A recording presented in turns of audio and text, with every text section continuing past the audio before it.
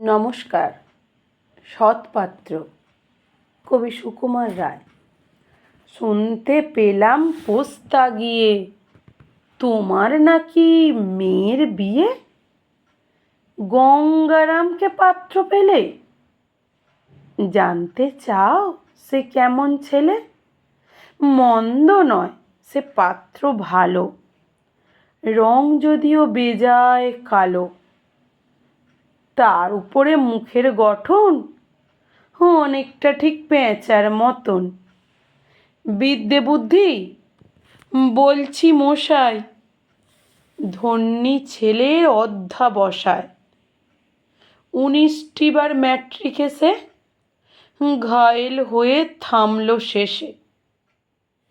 বিষয়াশয় গরিব বেজায়, কষ্টে সৃষ্টে দিন চলে যায়।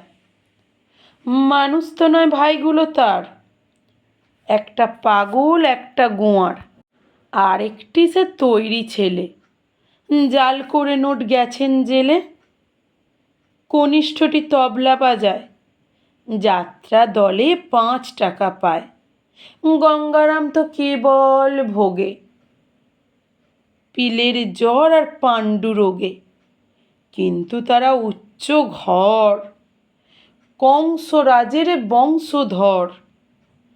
শ্যামলাহেরি বনগ্রামের, কি যেন হয় গঙ্গারামের। যা হোক, এবার পাত্র পেলে এমন কি আর মন্দ ছেলে।